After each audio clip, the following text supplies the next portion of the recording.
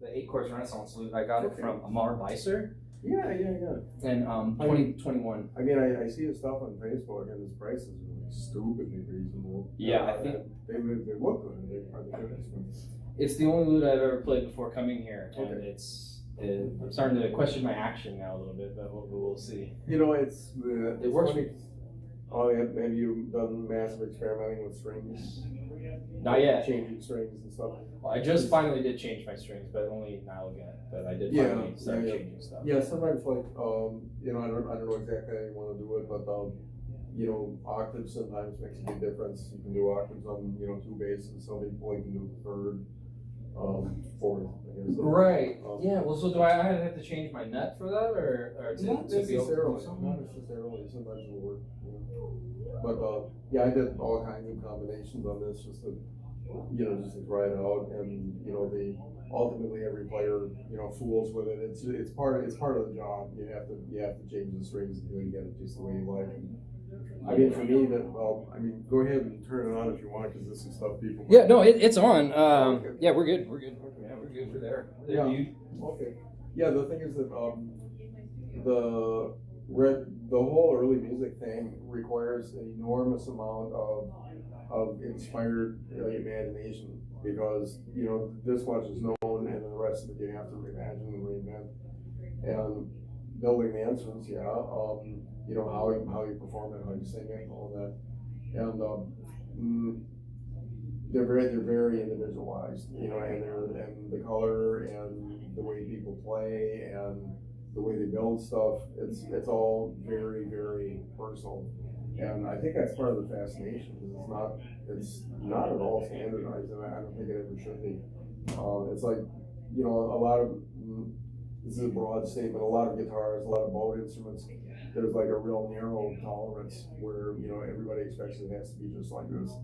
And, I think what happens a lot with early music is that people who start out in classical music sometimes feel a little bored, or they feel a little, like them.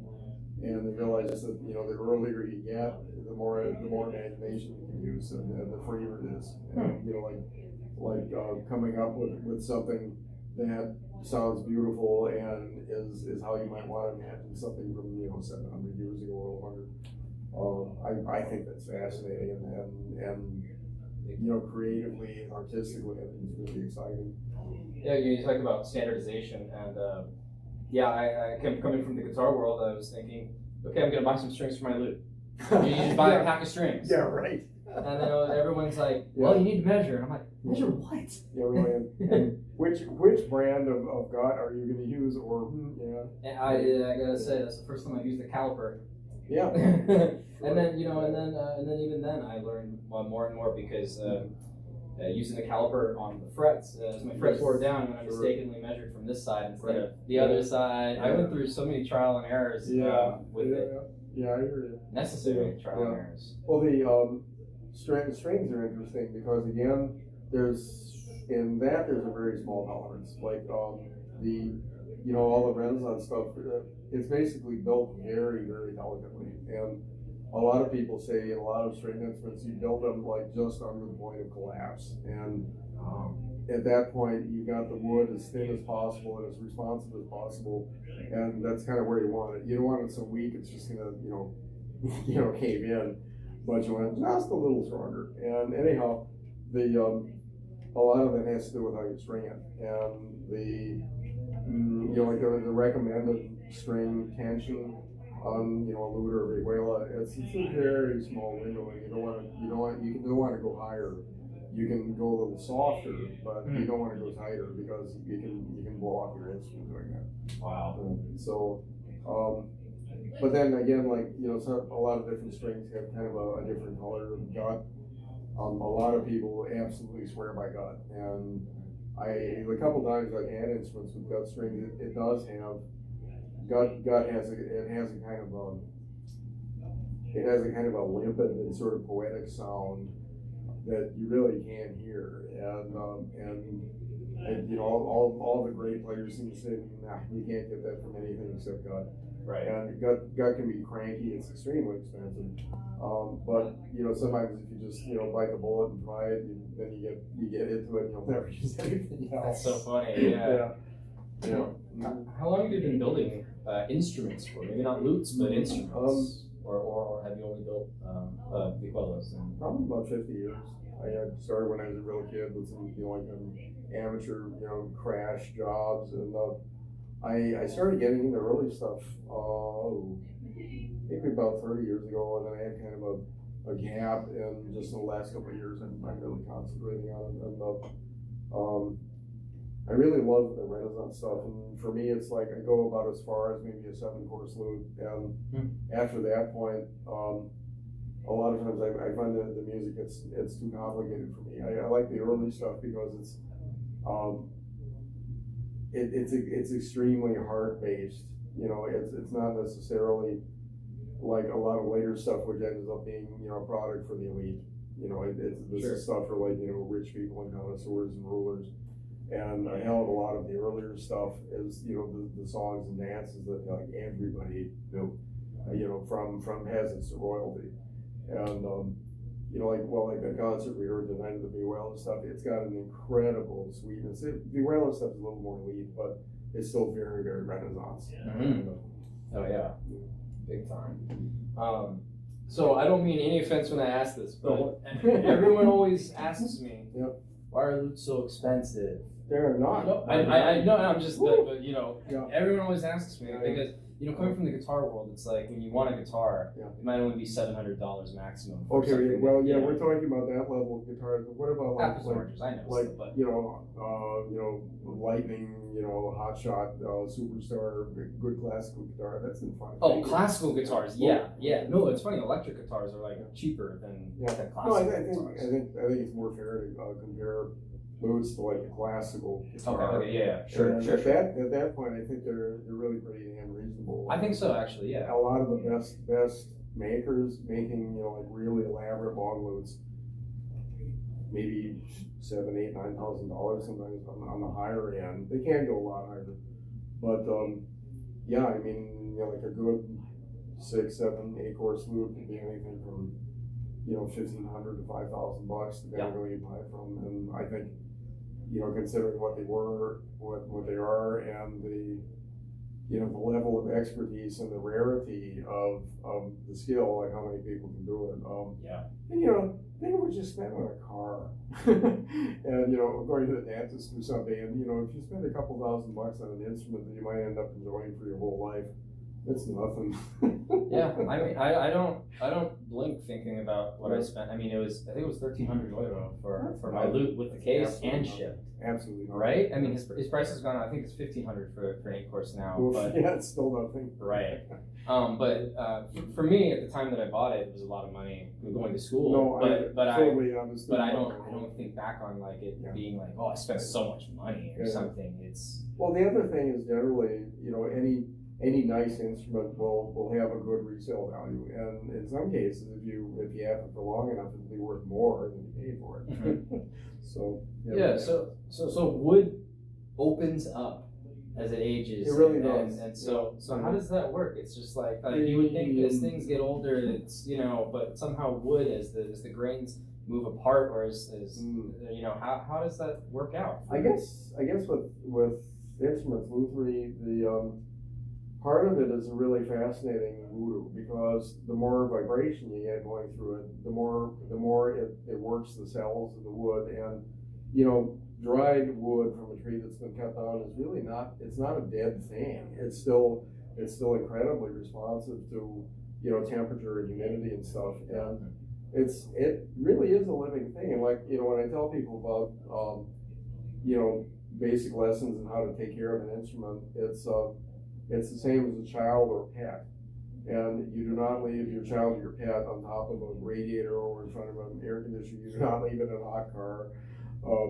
That's the best thing to understand these types of instruments, is that it's like a child, and that's how careful you should take care of them.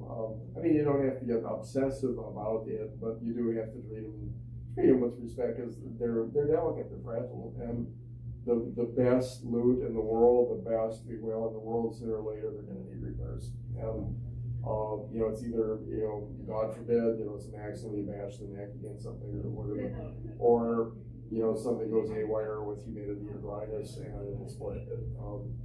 But it's also amazing how much stuff can be repaired happily or, you know, restored to a point where it's just fine. Yeah, I have a restored 19th century mandolin. And Nice, yeah. It still has kind of a bit of damage on the side that just can't really be. But does it play and sound good? It plays. I mean, yeah, exactly. Well, it's when you see an instrument that's been played by, you know, a really good musician for a while, it often looks all wonky. You know, the tops are all wavy, and you know, there's this big grumpy spot on it, and you know, the varnish is worn off here. But it'll probably be sounding a lot better than the day they bought it. So, how do you find a lot of these woods? Are a lot of these woods? I would say, I don't know, locals do, but native to America, or you can. I mean, you can make a really good Renaissance instrument just out of local native wood. A lot of makers do that, and you know, it's a worthwhile thing to do. The reason you use rare woods and tropical hardwoods and stuff is that they are beautiful, and I mean often gorgeous. And you know, there's a certain sexy value because it's rare and more costly, but also sometimes there actually is a difference in sound. Like a lot of real hard tropical woods basically give you a punchy, bouncy sound. Yeah. So you're saying that some of these tropical woods they do have a different sound. They do. It's not just that they're pretty. Yeah, and it's there's all kinds of sort of academic and Luthery inside story about this wood does this type of wood will do this. Some people say that well this is really true. The soundboard is like 90% of the mojo, and the soundboard, the quality of the wood, how thick it is, how you brace it, that really is where most of the magic happens. And then the depth and the shape of the instrument influence a whole lot about what's produced and what comes out of it.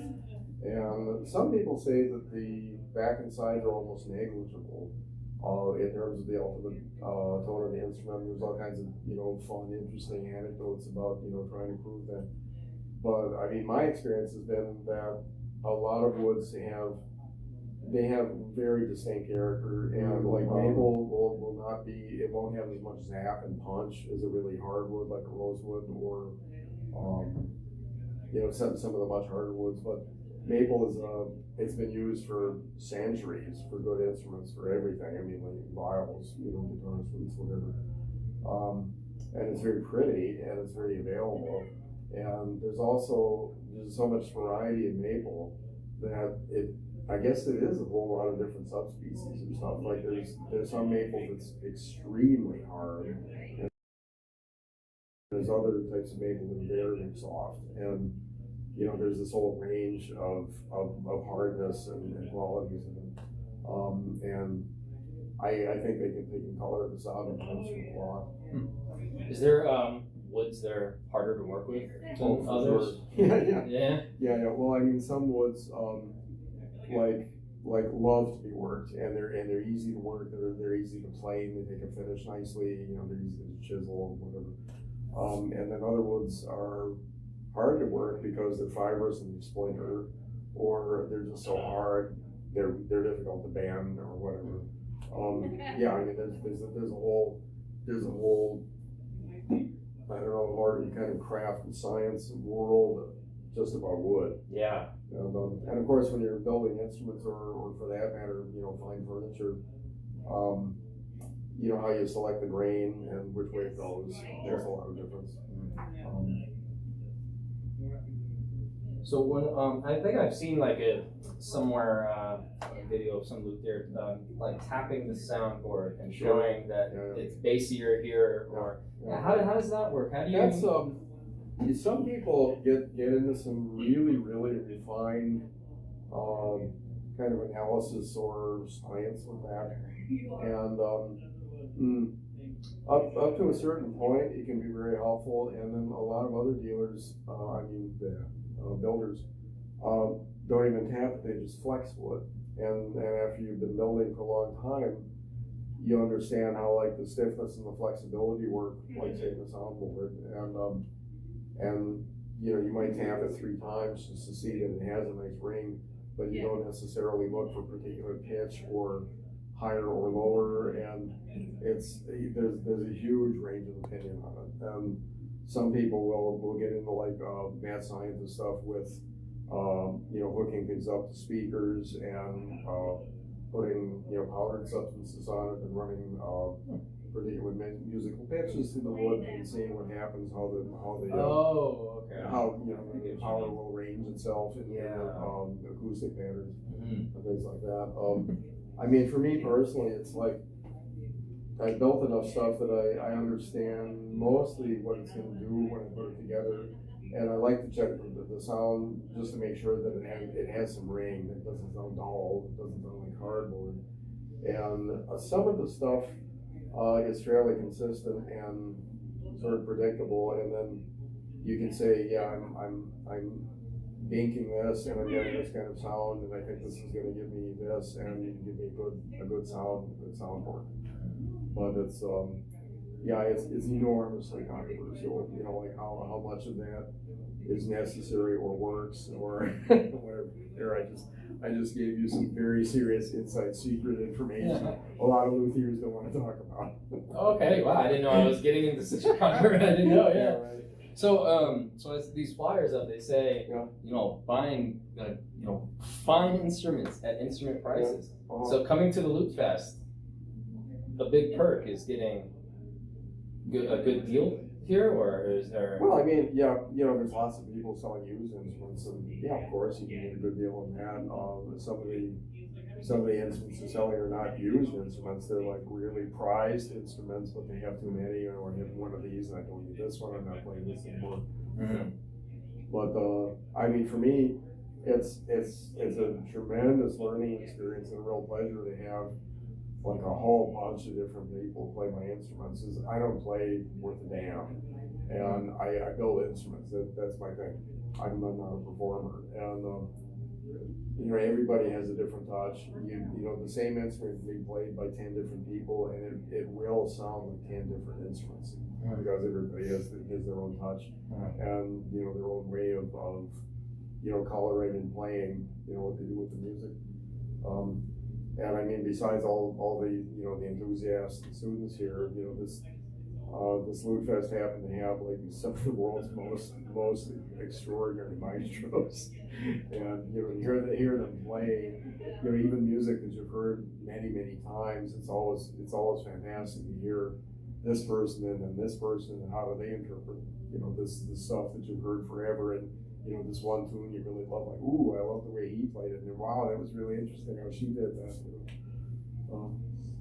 Yeah, it's a trip.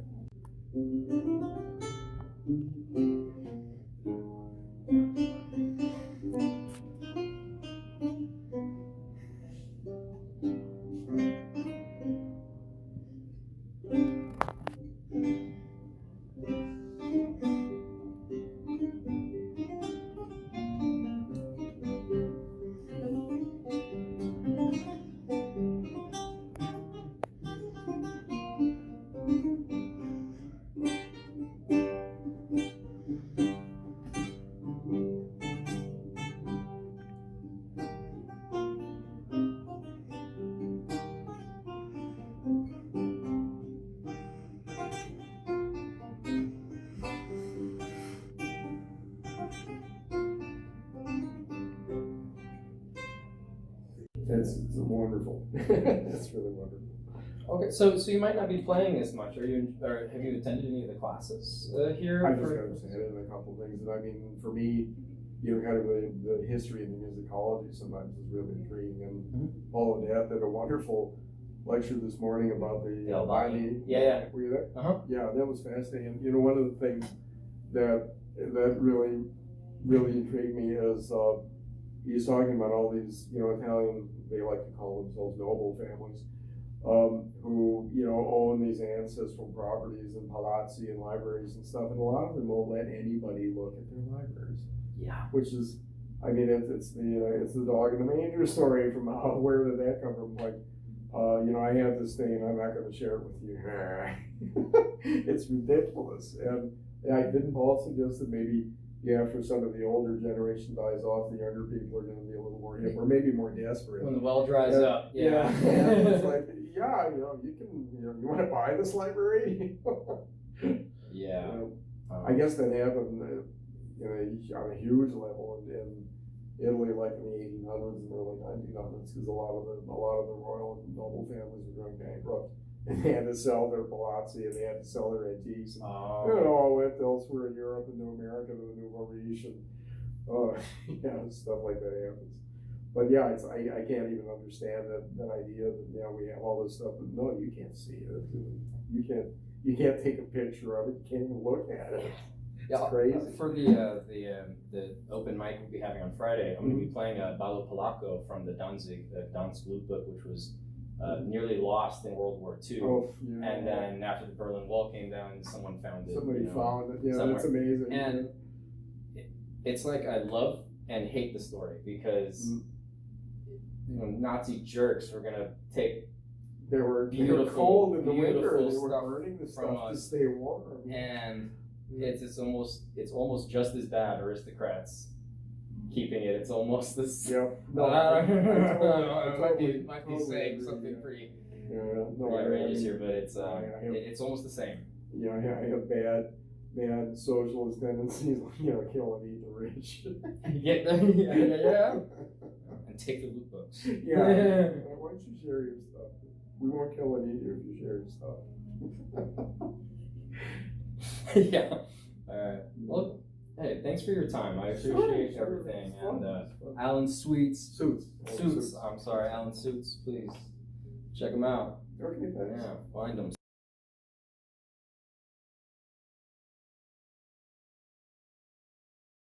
I like your shoes a lot.